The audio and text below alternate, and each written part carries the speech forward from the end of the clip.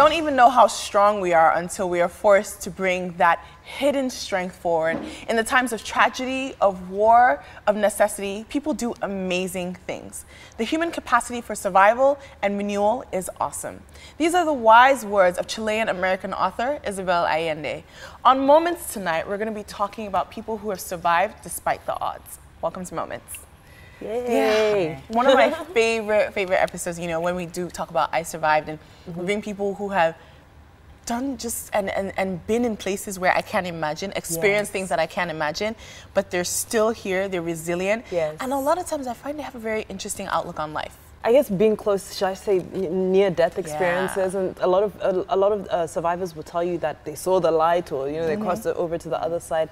It's just incredible, because I had a similar experience with my brother, and he had a terrible car accident where, you look at the situation, everybody says, how are you alive? Yeah. And what I always say to him is, I remember when he was on his hospital bed, he said to me, he was a little bit drugged though, but he just said to me, I saw Jesus, he said I should come back. Wow. So I was just like, oh my gosh. So it was still very early days, but later as it progressed and he got better, I said, do you remember what you said to me? And he said, what? I said, you told me Jesus sent you back. And he's like, no, I never said that. So I was like, I was wondering whether he was in the spirit or whether he was drugged. I don't know, but I feel like he had a near-death experience. Yeah, that's actually quite common what you're saying, in terms of people who go through tragic experiences. For me, what I love when we hear these stories of surviving fatal experiences is the courageousness and the resilience. They talk about the human spirit being one of the most indestructible things, that we have as human beings. So I always really admire survivors for that. And I'm really looking forward to hearing a story of survivals from our guests. Our first guest is a broadcaster who survived a ghastly car accident in July 2013, which rendered him paralyzed on all 4 limbs. He'll be joining us right after this.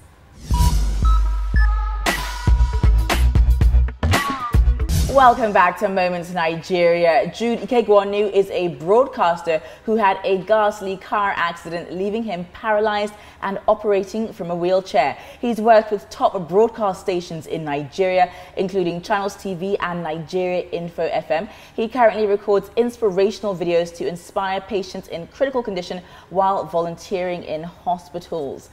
Thanks for joining us, Jude. So nice to see you. Thanks for having me. I'm glad to be here. You have such a wonderful smile. Sorry, I have a wonderful spirit. Your smile just lights up the room. We're feeling your spirit. But please, first, take us back to 2013 when the accident happened. How exactly did everything transpire? Okay, I was going for a religious function in Minna, Niger State, and somewhere along, I took a flight from Port Harcourt to Abuja because there was no direct flight from Port Harcourt to Minna. So from Abuja, I took a cab down to Minna. So along Suleja Lambata area, for those who are very familiar with that route, we saw the Fulani herdsmen, with the cattle, about 200 or more cows, and we drove past them, and in less than 20 seconds we saw a lone cow on the road, and the driver tried to avoid contact with the cow.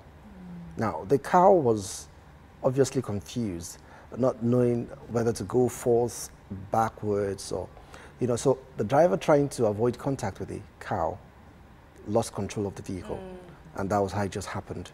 And the vehicle somersaulted a couple of times, and from that moment, it was like a movie to me, and I was told that it somersaulted about 5 times, and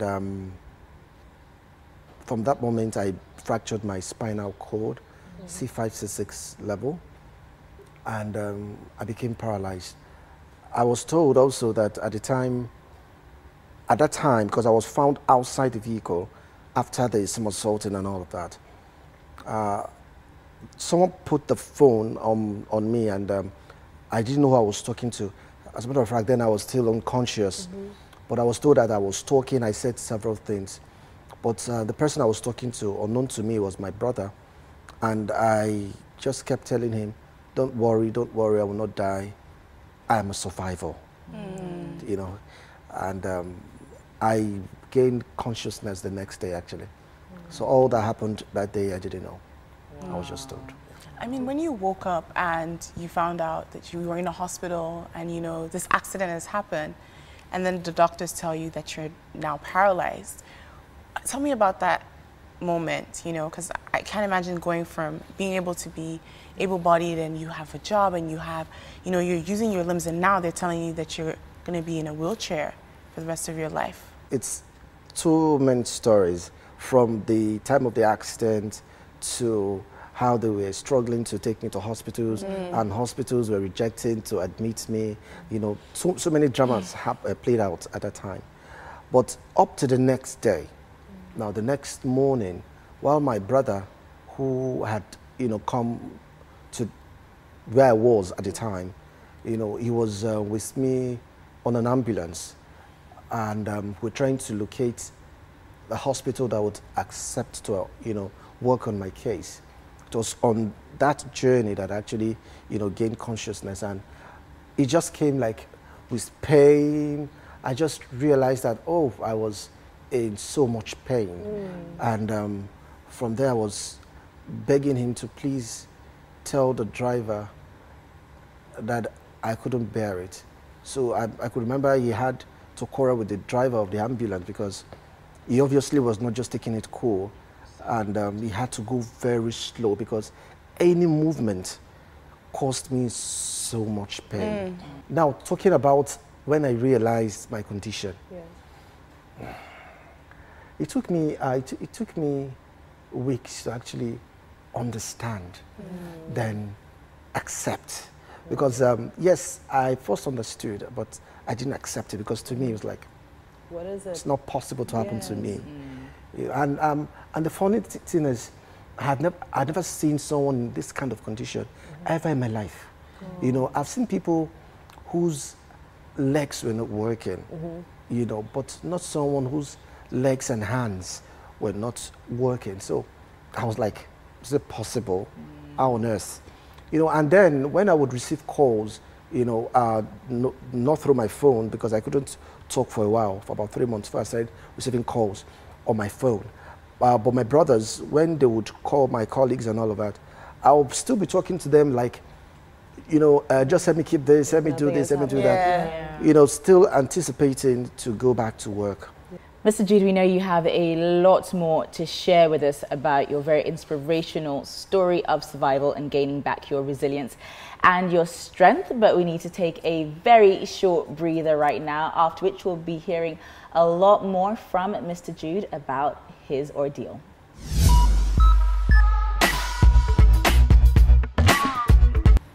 Yeah, recently I was asked during an interview, my life before the accident and now, which is better? And I kind of laughed, because before then I actually had never thought of it. And it's very easy for one to, of course, you think that the answer seems easy. But after I thought of it, I just realized that, of course, naturally you would expect me to say my life before the accident. But surprisingly, truthfully, I would say my life now is more rewarding.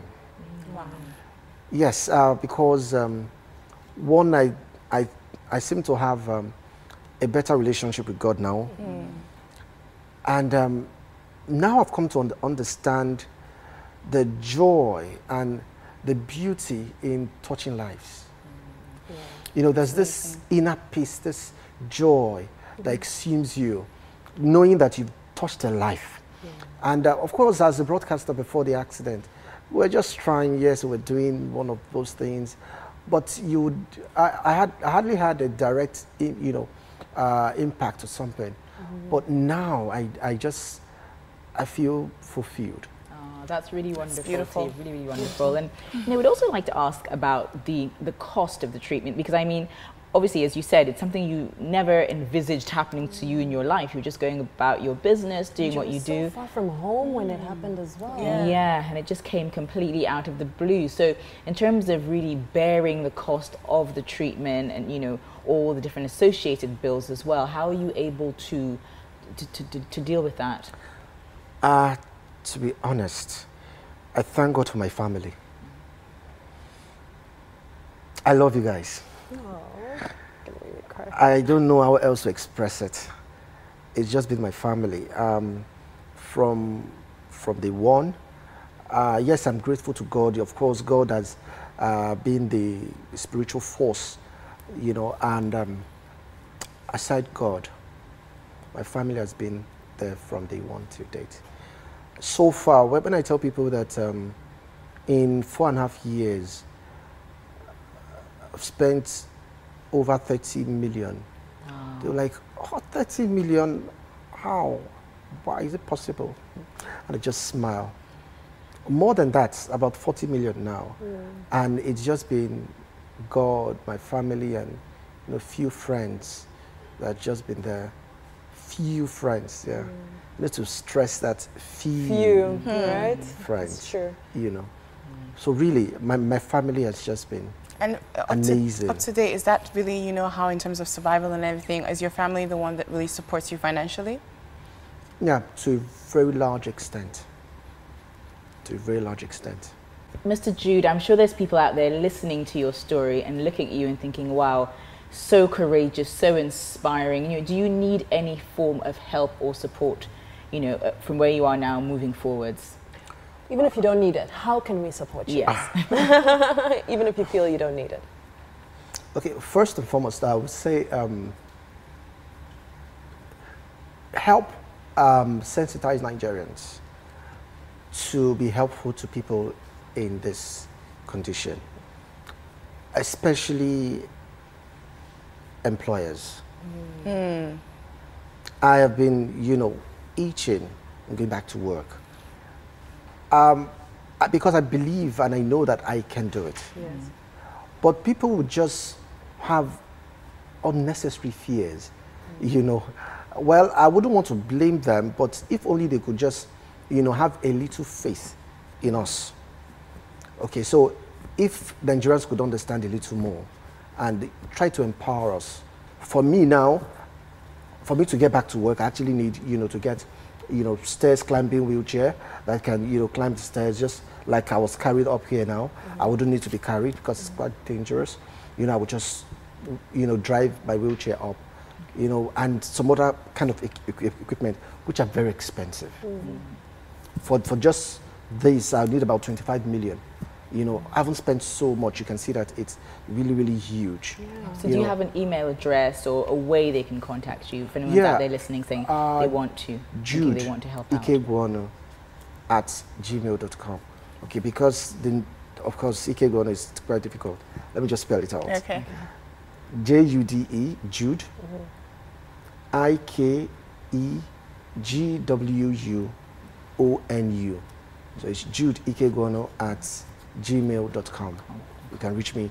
And Twitter, Instagram, whatever, @Jude Ikegwonu. Okay. That's the handle. Fantastic. Thank you so much, Mr. Jude. We've really been impacted by your story and we're just so moved by your courageous spirit as well. The battle is definitely one in the mind, and just for anybody out there who's going through anything, I hope these stories have really inspired you and impacted you to feel like you can continue going. We cannot imagine how hard it is for some of you, but if they can survive, we hope and definitely we hope that you will also feel that you can. Thank you so much for joining us on this episode of Moments Nigeria. Remember, if you can think it, you can do it.